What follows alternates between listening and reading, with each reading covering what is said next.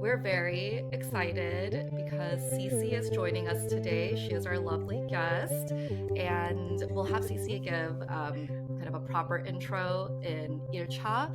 But I know Cece because we have a mutual friend, Rebecca, who does Cece's hair, and she introduced us. Rebs_beauty. Shout out Rebecca. She's Go the follow best. her. She is truly the best.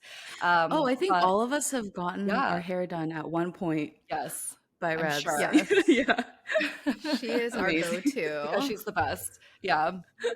So that is how I know Cece and Rebecca connected us, because we both make content and she thought we would get along, and she was correct. So we're really happy to Aw. have Cece on today. And as our guest, would you like to share first what you're snacking on and drinking? Yeah, absolutely. So I am drinking, it's this drink called Hayo, and it's one of those like alternative alcohol drinks that they sell at the like not NA liquor stores, right? Mm-hmm. And it's supposed to give you like that floaty social feeling without the alcohol. And Oh. one of my resolutions had been to not drink alcohol at home, so I now just consume Wow.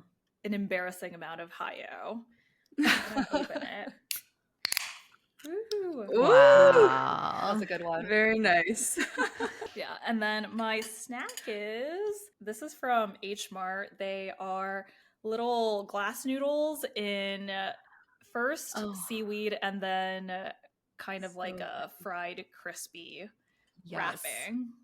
Ooh, I love those that things. sounds so Love. good. Ooh, amazing. Okay, well, I'll drink for the both of us.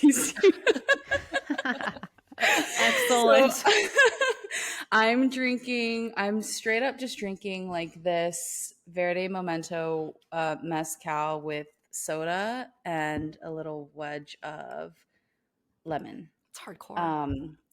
Yeah, very hardcore today. I don't know what came over me. And then also doing some apples with cinnamon sprinkled up top. Yummy. I try to go fancy because I knew Christine was watching, but it That doesn't look as nice. It looks very autumnal. I want to make a pie with it. Yeah. Oh, it looks like the top of like is it a galette or something? Is that what it's called? Yeah. I'll go next. I'm drinking vodka and really randomly squirt, but we had squirt, so I mixed that in. Yeah, it works. Yeah. And snack wise, I first tried these like a few months ago. I've never seen them before, but they're flamin' hot pretzels. So it's like the flamin' hot, flavor, but they're these like flat, thick pretzels, and it's good because it's obviously spicy, but it also like has more of the cheesy flavor compared to like hot Cheetos. So yeah, these are excellent. Wow, that sounds amazing. All right. That sounded really crunchy. Yeah. I'll go next. I'm laying low on alcohol today because I wasn't feeling very well. So I have this raspberry camu shot from yesterday. Yum. And then that I'm sounds mixing good. it with some ginger lemon probiotic soda. So let's see if we Love can it. get the sound. Oh my god. Is it This is my coming favorite through? part. And The then ASMR of it all. Yeah, truly. And then I have these salsa verde chips. We should With just do a tzatziki. compilation of all the Yeah. Yeah. Yeah, so that's what Correct. I'm snacking on today. So that was our introduction, and should we cheers to that, or should we get started with Yeah. your cha? Yeah? Let's cheers Let's first. cheers. Cheers. Cheers.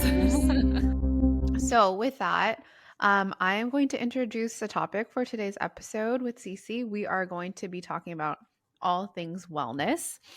And so first, to kick it off, Cece, do you want to do like a quick introduction so that our listeners get to know who you are, what you're up to, what stage in life you're at, And just to, all of us, I know that you are friends with Christina, but we really haven't gotten to know you. So this is a really great time for us to get to know who you are.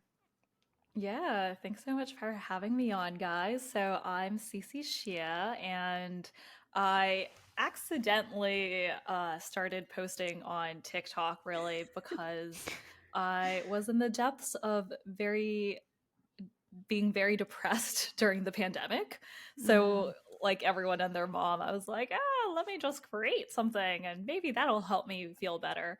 But before that, and also during it, I was working as a lawyer at a large firm. And then, really, like, my life got turned upside down by content creation and all the opportunities that it kind of afforded me. And I left the being like a W 2 employee in 2022 and have been working on a book about law firms and the legal industry since it's due very, very soon, which is kind of scary. Oh my gosh. Yeah, and it'll be published next year. So it feels like, So I don't cool. know. Yeah, it's pretty cool, but it's also pretty nerve wracking. And I feel like, I was probably just very much on a straight and narrow path for a very, very long time. And it's only been in the past few years that I have kind of reevaluated that path, as well as just the toll that it was taking on me and the things I was really giving up that I didn't quite see when I was in it. But you've always wanted to be a writer, right? Or write something, or you've like had that in you. Yeah, so I always tell people if you can try to figure out my username on fanfiction.net, I have fanfiction on there in the Cardcaptor Sakura Amazing. category. So Wow. they're somewhere out there. But yeah, it was something I always really enjoyed doing. And the only issue, right, is when you get to college and you're like, hey, what should I major in? My parents were very much like, if you major in English, you'll be poor and jobless forever. So we're not letting you do that. And I get sometimes like comments being like, well, why did you listen to them? But, Asian immigrant parents, like, mean, what was I yeah. going to do? Not What are you listen to supposed to them? do? Yes. Yeah. Yeah. So it's Tell always been a us, love, but yeah, impractical. tell us a little bit more about the book, if you can. Like, Ooh, who's kind yeah. of who's the target audience? Who are you writing it for?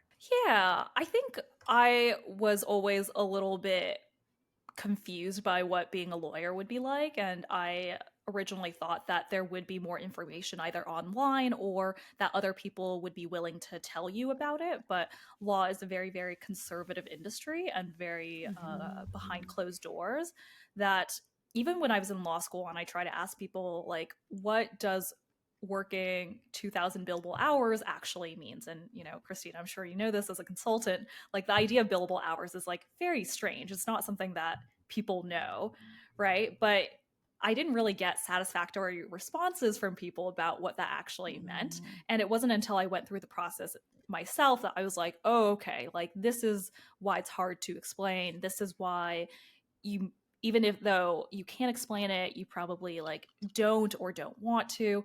So it's a little bit about unveiling a lot of the hidden rules of an industry that you otherwise won't really know just from going through it, because there's like always a difference between the policy they tell you and then like the reality of a workplace, right?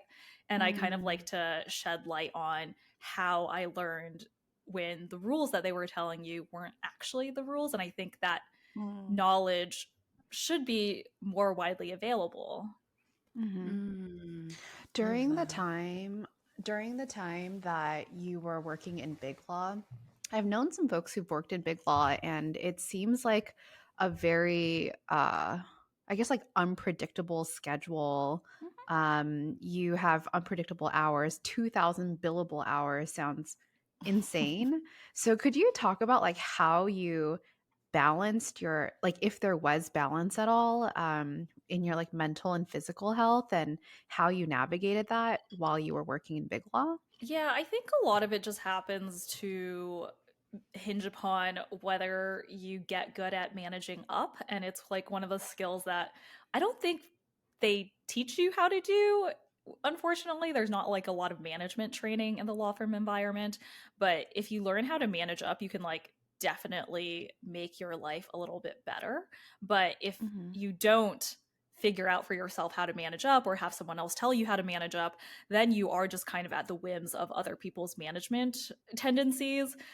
And unfortunately, the way that a lot of people think about their work tends to be very short term, right? Like what needs to happen in the short term, and they'll forget things that need to happen in the long term until it's due tomorrow. So you just have like a bunch of procrastinators in some way all getting together and like pushing the procrastination tasks down onto the next person. So I think that's what kind of makes big law a challenging environment to work in, because it's also not a lot of people who've had management training, right? It's not like it's normal to get an MBA and go to the law firm environment, and you kind of just have to like hope someone understands management, which is pretty difficult. Like management is a hard thing to do. So you can kind of like learn how to manage up, and that helps a lot, certainly, to at least like carve out some time for yourself. But absent that,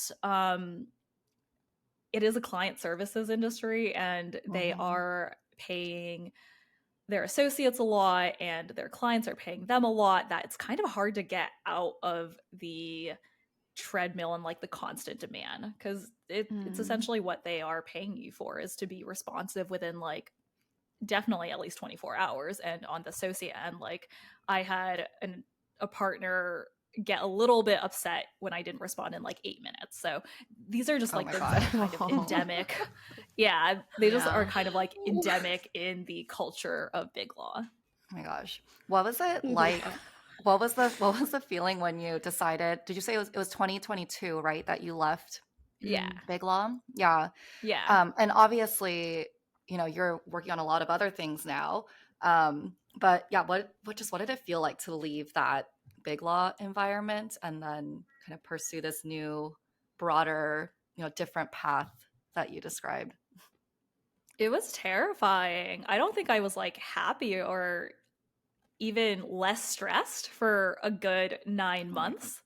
I think in the beginning I was like, this is the dumbest thing I've ever done, which is like leave my job. And like 401k and like yeah. Well, okay, for anyone listening to this thinking about law firms, they do not 401k match. Like that is not a benefit you get. So just like, yeah, there's just no 401k match. Oh my gosh, we are getting so like just let juicy details here. Yeah. Yeah, so that's just like not a benefit that you will get. So you can let go of that dream. I think it was a lot more just like the stable paycheck of it all, and like the knowing what the next 2 years, 3 years would look like. And yeah, it was. And I think by then I'd also been so indoctrinated in the work hustle 24/7 culture that honestly, like leaving felt a bit shameful. Like to be a person who left, and especially not for like another job, right? Not for anything that was easily understandable by my peers. It was, yeah, honestly a little embarrassing and shameful in many ways to not be this like perfect work robot and continue being this perfect work robot that I had kind of perfected over the past like 6 years of work, and then like before that just like tons of school. How did you come to that decision? Like I'm sure you made like a pros and cons list, and how did you actually like pull the trigger to say, yeah, like I'm going to, this seems like a silly decision amongst all my peers, but what made you like jump into the deep end? I think part of it was throughout my time creating content, I met different people and they had different priorities. And I think that kind of helped like zap me out of the big law bubble in many ways, right? Oftentimes you get like so ensconced in a certain industry's values that you kind of forget that anyone else could think about anything differently. And throughout that process, I ended up meeting a literary agent, and he was like, "Oh, I like your ideas. Like, you should write a book proposal." And every month I had to send him an email essentially saying, "I am so sorry. I did not have time. So, yeah, sorry." And then I kept on doing that for like 5 months. And after a while, it just gets embarrassing. Like, I think a lot of the times I'm very driven by trying to avoid embarrassing situations or humiliation. And the That's normal, I embarrassment. think. Yeah. Yeah, and like the embarrassment of sending my agent for like the fifth or sixth time this email being like, "I'm sorry, I haven't started this at all." I was like, "Oh my gosh, this is ridiculous. Like, I'm getting an opportunity that not a lot of people have and that I've wanted for a really, really long time." Like, when I was 12 and you're like, "Cece, one day you're going to write a book," I would have been like, "Yeah, so excited." And I was like, it's silly that I keep on putting this thing off that I want to try because of this other thing that I am doing and that I do like, but it's, I've been warned so much that path dependency is really, really strong. And if you start in one path, just staying in that path is really, really strong. And I was like, you know what? It's probably time to at least try for a year. So I kind of called it my sabbatical. And I was like, all right, guys, I'm just going to like take this year, consider it my sabbatical, see if this works out. And if it doesn't work out, like go back. So it was less of a crazy decision that I think it sounds, because I also was trying to like hedge it in so many ways. Wait, there's like there's I have such an appreciation for the way that you're describing it, because I mean, most people, I think they do talk about how it's scary, or like there was a little bit of fear around it. But I think most people talk about more of the excitement. They're like, "Oh, I was really excited to do it." But sharing a little bit about like the shame or the vulnerability, that's amazing. It's good to hear. It's good to hear. Could you tell us a little bit about like what maybe wellness means to you, and kind of how that's changed or shifted between like when you were in Big Law to what you're doing now?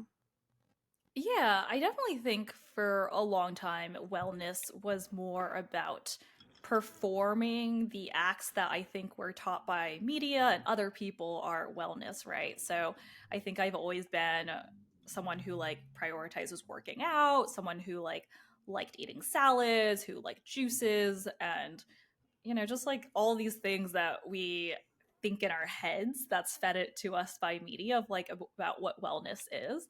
And for a really long time, I was like, I think I'm doing really well because I work out pretty consistently. I eat pretty well. And especially in the law firm context, like you do see some people just get physically sicker, right? So whether it's like gaining a lot of weight because of lack of exercise and just like a lot of snacking, or things like people's hair would start falling out. Oh my gosh, the Or stress. yeah, they would like, yeah.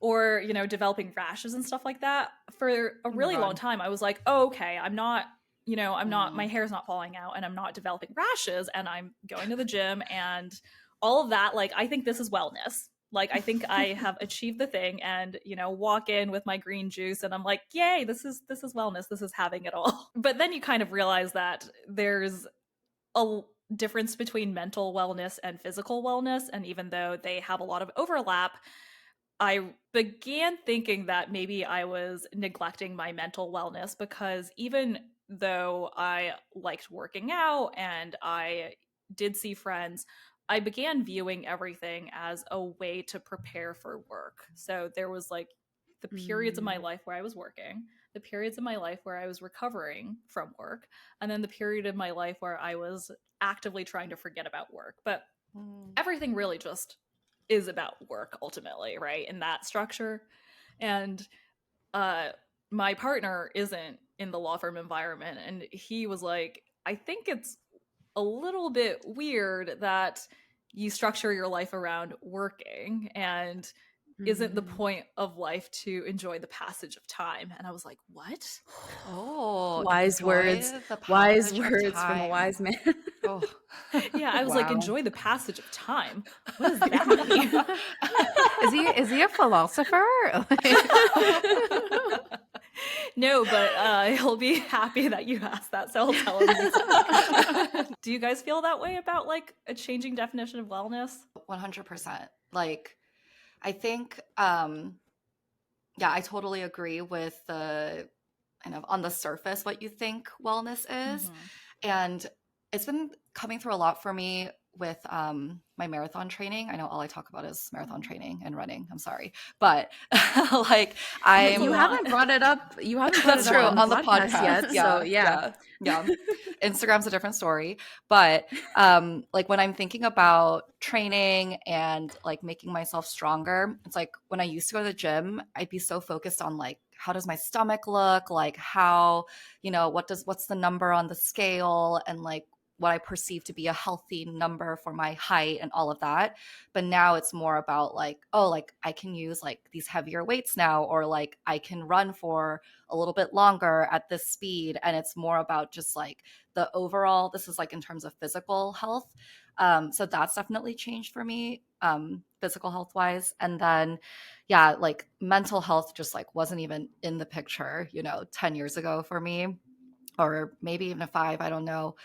So yeah, it's been nice to kind of see that more in the conversation too, and like for people to be more open about it. Yeah, for sure. I feel like I also relate, like, when you look at the content online and you look at like the fit girlies, right? Like online telling us what you have to do and what they did. And I know sometimes like they'll do the blanket statement of like, this is what I did and I'm not a doctor, so like take everything with a grain of salt. But it's really hard when they have like perfect abs and like the fattest ass and you're like, oh my god, like that. I want that. So I think it's tough, but to your point, Cece, I think um even like maybe within the last like year or so, I think I'm able to take things more with like a grain of salt and see that like, okay, it's not one size fits all. And I can kind of pick and choose what wellness means to me, and then kind of like take bits and pieces and like make that work in my life. So yeah, definitely can relate. I think like wellness has also changed since comparing my 20s versus my 30s. I think now my body, it pushes back more and it sends me stronger signals. And so with that, I know what equilibrium feels like with my body. So if I have a really big meal, then my body craves a walk versus like knocking out into a food coma. If I I crave a Coke when I have a meal. when you have a Diet Coke too, my body's Yeah. like, let's get a Diet Coke in your system. No, my body's like, let's finish strong with like some ice cream. Go all out. Yeah, like let's finish strong here. Yeah. Or like if I haven't worked out for like 2 or 3 days, then I start to feel sluggish and my body feels a lot slower. So I think that like responding to that, like what does equilibrium feel like? What does my body feel like when it feels good? That feels like wellness to me. In addition to like waking up and um, thinking about if I had good sleep or not, paying attention to that, if I'm happy, just like gauging these like equilibrium levels of like my emotional and also like physical wellness. So I think like that's something that has changed from like before and where I'm at now, especially with the passage of time. To that note, it's that like you're I like transitioned from corporate life to freelance and I have more space to pay attention. So I think that with this change, it's been, I don't think I would have been able to tune into my own self in the way that I have been had I been paying or like placing most of my like mental and physical like self into the workplace. Yeah, I think you raise a really interesting point, Christine, which is that even if I had the thought of paying attention to what my equilibrium was, either in school or while working, I just don't think I would have had the time to be able to tune into that at all. And I think about Yeah. just like, especially in your like teenage years, in your 20s, a lot of the rhetoric we have, for good reason in some ways, is just about like pushing yourself, right? It's like pushing yourself to see the limits of what you can do, either physically, how much you can get done achievements wise, on as little sleep as possible. And it's good to a certain respect because you do want to find out what you can do. And sometimes, like, you'd be surprised what pulling an all-nighter can do, or like you'd be surprised what like really training for a marathon can lead. But after a while, like, you need to kind of stop pushing and start like evaluating your pushes. But I don't think there's a lot of chances or opportunities to do that if you just like focus on continuing to push your boundaries. Yeah. And then it like turns into dread. Yeah. I think that one thing that I'm learning from Christina, because she's been my like running coach, is that you should also have like the slower runs to enjoy the practice of running. And then with that comes a motivation to want to push yourself another day. It'll like arise naturally, but I do think like, yeah, I can completely relate where it's like in this capitalistic world, it's like, what is your output? Let's measure that. How do you beat that? And being on this like rat race, and I think stepping out of that has been really, really healing. And just enjoy the passage of time. Yeah. Exactly. I seriously love that statement. I know. That's going to be the title of this. Yes. Oh, love that. I do think we also glorify so much of youth pushing themselves to do things, right? Like, So we have the true. Olympics, which are predominantly teenagers, like That's so teenagers true. So many of them are yeah. younger competing than for us. America's honor. Like, Yeah. what pressure is that? And also, what message does that really send, that every 4 years it's like a big honor to just watch a bunch of teenagers and people in their 20s at most just push their bodies to like physical limits. And I think it makes what comes after that like big achievement really difficult to process, because you're just like, oh my god, now I have to supposedly enjoy the passage of time when I've never enjoyed the passage of time.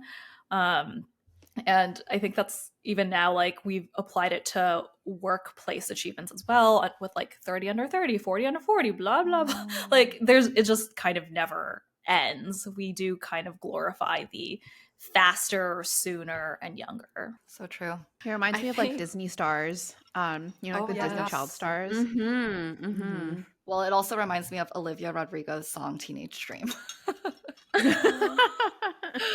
If you haven't listened to that song, 100%. it's exactly what we're talking about. Yeah. But I think we should go to Icha with that. So let's cheers. Cheers. Okay, so for Icha, sometimes we go deeper and deeper with each round, and sometimes we sort of just like jump around and change up the mood. And we thought for this round we could talk a bit about like what are our wellness like routines or hacks or tips, like things that we do just to help with our wellness in all different ways. And like one for me, for example, that I just tell to everybody who lives with another person is to get 2 blankets for your bed. So like 2 comforters, like 2 duvets, because you will get like such good sleep if you have 2 separate blankets. And sleep for me is really important, especially as I marathon training. That's the second time that I've mentioned it now. So that's one. Everyone, Yes. Christina's training. Yes, you should know. If you didn't know, I'm training for a marathon. So that's one like tip or thing that I do and like to tell people or recommend to others. So curious if you all have any that you love. It is pretty crazy. Like, well, Sean and I, we don't do that, but we've done it before. Like, we were on a trip or something, and there it was like a king bed, but it had like two twin or Mm-hmm. like two full comforters, and it is pretty amazing. Like especially if one person is more of like a tosser turner, Mm-hmm. it's like seems very simple, but it's actually pretty cool to do. Um, in in talking about sleep, I feel like I've been doing the Sleepy Girl mocktail. It's Mm. been like it's It been made like its way to Instagram Reels out of two. TikTok. Yeah. It's only been like, I mean, I'm sure it's been around for like Oh yeah, a months and long months and time. months Yeah. now. Yeah, but I'm over here on my like second week doing it. And it's actually amazing. I don't track my sleep, but my partner does, and like he also takes the Sleepy Girl Mm. mocktail with me, and he's like loves it. Like every night, like an hour or two before bed, he's always like lurking. He's like, "Are we gonna take our Sleepy Girl mocktails?" And he actually tracks his sleep, and his sleep has actually gotten better over Oh. the last 2 weeks when Mm. we've done it. But I will say my dreams have gotten fucking wild. Oh God. Like I don't even it's like my dreams are crazy. I don't know if people are talking about this, but like and I don't know if it's the juice or the magnesium, but it's like I've been having some wild dreams. But good sleep and I feel really good in the morning. So I think I'm going to like really fold that Keep into at the it. nighttime routine. Yeah, very good. Yeah. Mm. What's the craziest dream you've had? Oh Yeah. my god. I mean it ranges. It ranges from like scary to like, you know, a little raunchy to like a little like Ooh. just to like it's like all over the place, but yeah, it's some like crazy vivid dreaming. So I think you guys should try it. Not for the raunchy dreams, but like you do actually get like good sleep. The raunchy I've dreams heard just Have that. you take a guys tried plus. it? Have you guys tried it? Yeah, I haven't had the magnesium or like stirred it into the cherry juice, but I have chugged cherry juice before I went to sleep, and that has given me crazy dreams too. Interesting. Whoa. So I think there's some kind of between me and you. I think it's the cherry juice. It must be the cherry Okay, juice cool. because I guess is it Mhm. cherry juice has like natural melatonin or something like that. I think that's why it's Oh. in the mocktail. I forget. And Okay. I know when I take melatonin, I've gotten crazy dreams. And then I just take magnesium Um, supplements and I have kind of crazy dreams anyway. Like last night I had a dream that someone was trying to kidnap me and I woke up like screaming. me too. So okay, What? then we don't know what the what's causing the crazy dreams, I guess. The research is inconclusive. Maybe you guys Oh, both you're got right. kidnapped by the I same just looked it person. up. Oh my gosh, I know, yeah. exactly. Oh my God. Okay, I just looked it up really quickly. Like the Mm, first thing that came up, it says that tart cherry juice contains tryptophan and melatonin, which are mm, both Mm. okay. um yeah, which both help with drowsiness or Mm-hmm. sleepiness. So Mhm. Okay. interesting. But Mm. anyway, all the weirdness aside, I think you guys should try it. What about you, Cece? Oh man, I don't know if I do any like sleep habit stuff. I've always been like a pretty Mm, good sleeper, like could just sleep in class, could like fall asleep anywhere. So I think that is a blessing now that I that's think good. about it. Yeah. My wellness tip for everyone has always just been like, especially as you get into like the working world, is to just calendar in a block for yourself every day. And you might Mm. like move it, you might cancel it, but just put it in your calendar so that people don't like schedule things over that.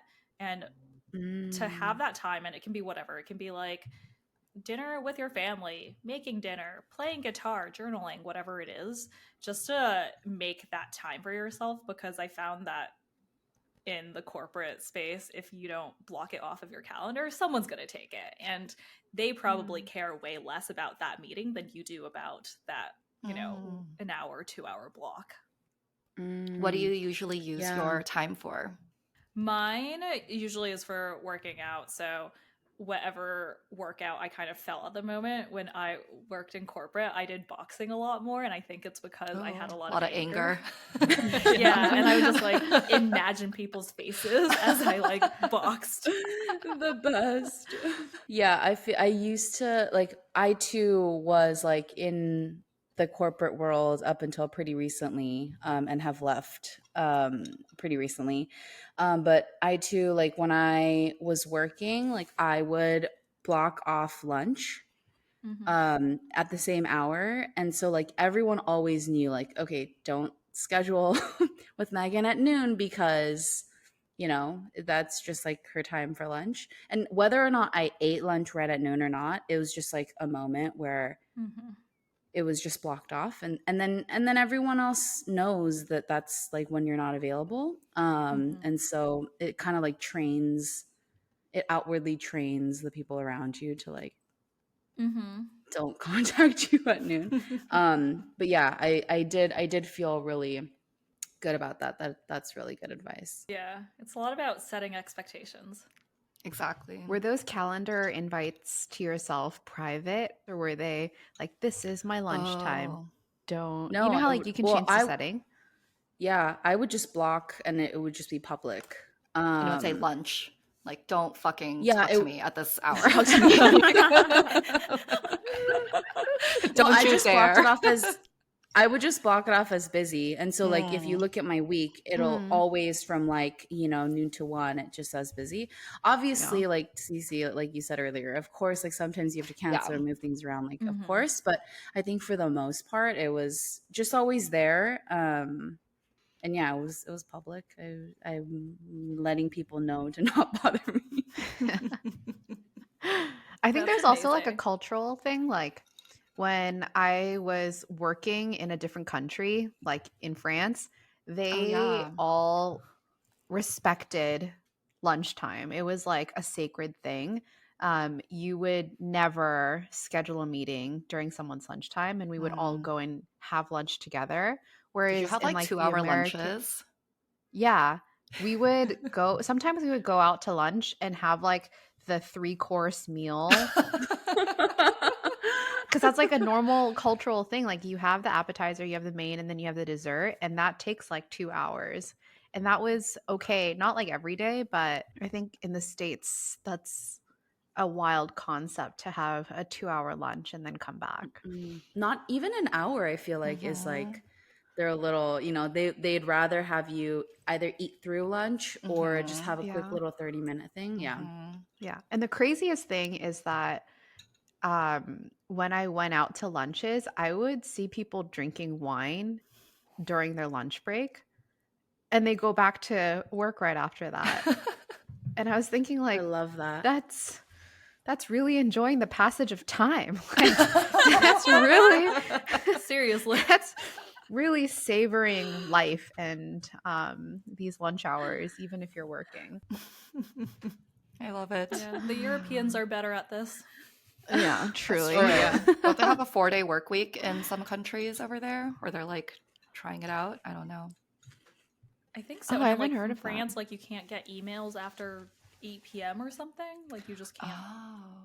I also saw, I send think or it was receive like, emails. yeah, I think it was in like one of the Scandinavian countries. They had an office where like right at 5 p.m., all the desks would like rise like into the ceiling or something. So it's like nobody can work after 5 You're like p.m. typing your email. You're like, Oh, okay.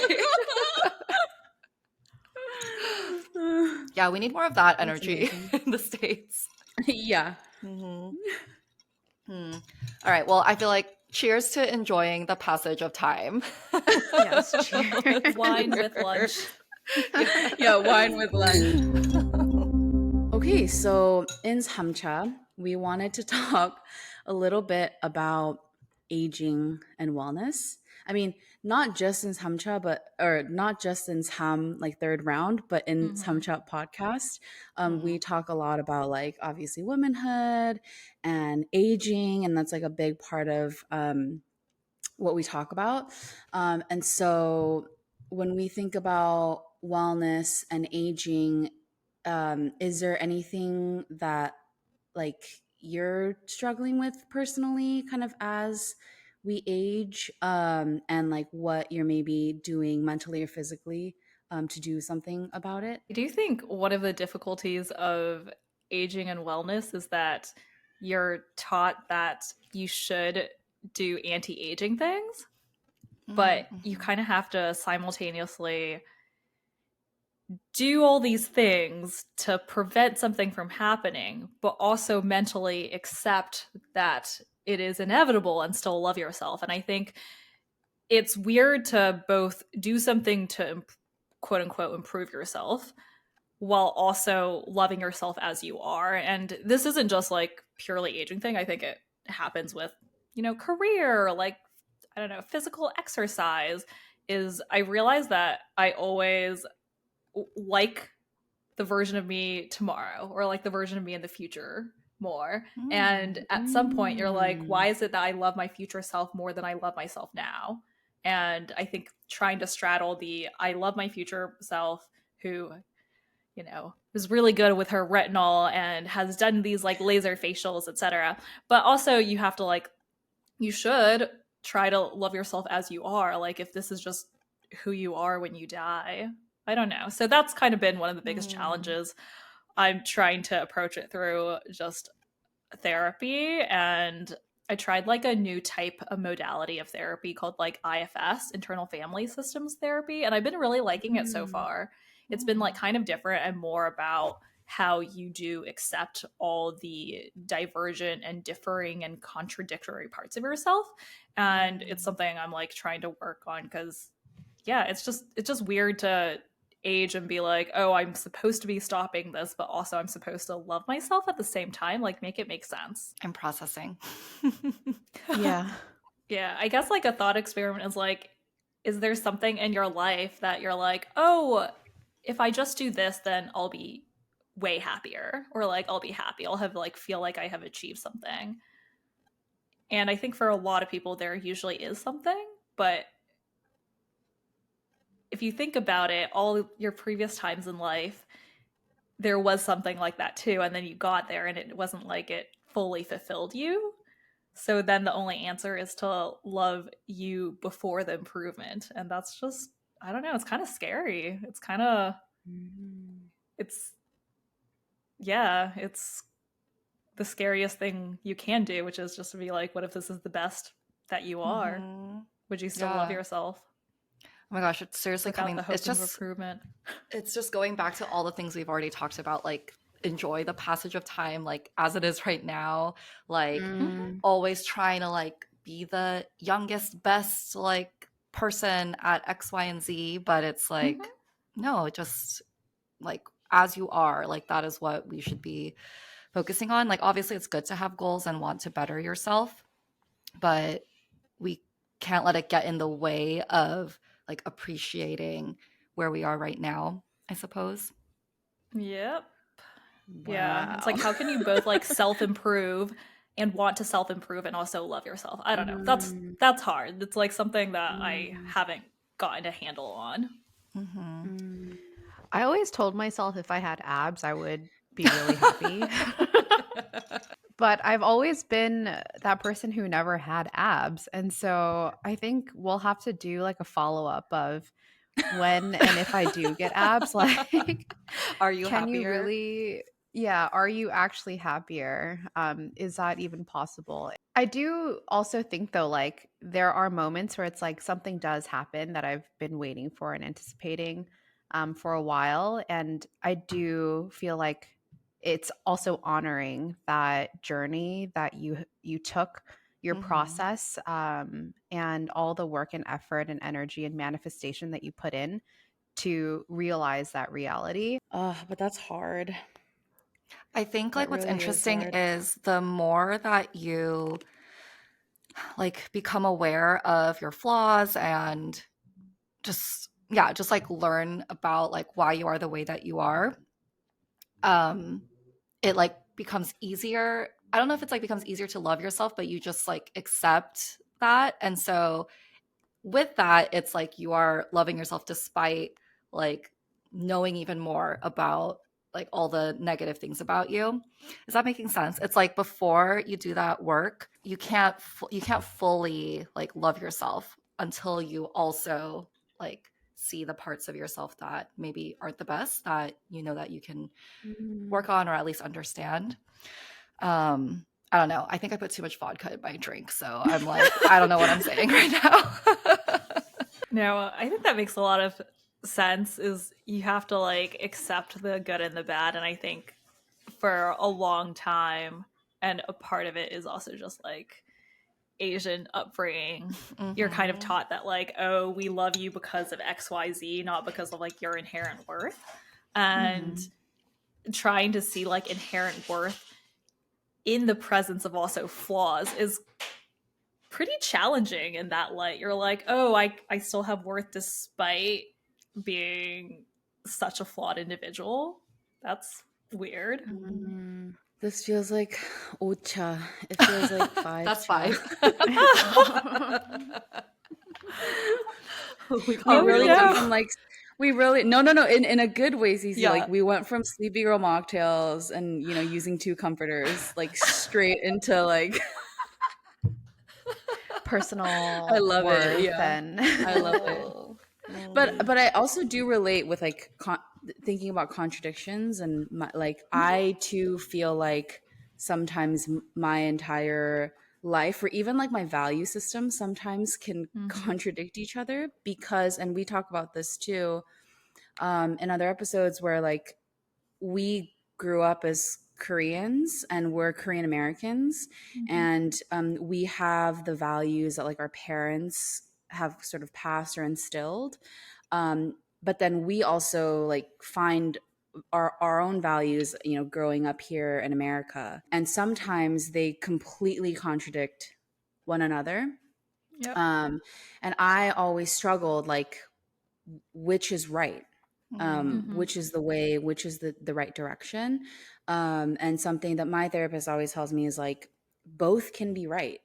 And that's like that was a really weird thing for me to like land on, because I'm like, how can both be right? They're completely opposite. But I think, yeah, just kind of like reconciling with the fact that like both can be right in its own right. And that's okay. Yeah, but I mean, it's still definitely a struggle. Like sometimes like my mom will say something and it'll like completely trigger me because it's like the total opposite of the way that I want to do, something. And so yeah, that's definitely still a struggle. But I always, every time that happens, I just think both can be right. It just is. It kind of goes back to what you were saying, Megan, about like all the fitness influencers, and you're like, maybe they're right, they're all right some of the time. And Yeah.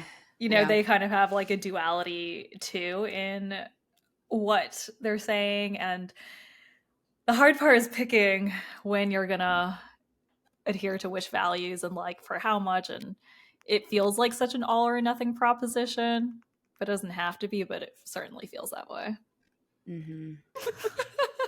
I feel like this got depressing. I'm sorry. No, it's good. Our wellness episode is about being depressed. This is how it is. Yeah, this is part of wellness, to be able to like That's true. talk about these things and like, have a drink and a laugh about it. Like that's just, it's part of it. Yeah. No, like just having the space for that and just like being okay to go there is progress from, I don't know, like my 20s, I think. So, yeah. Yeah, it's like I think we're like more okay with accepting new types of variables and variances in the way that like a day or an experience goes. And sometimes we expect an experience to be consistent all the time, or for us to perform consistently all the time. But I think like now we can have both. We can have a regular day, we can have a mediocre day, and then we can have a great day. And it's just like riding those waves and enjoying the passage enjoying of the passage. time.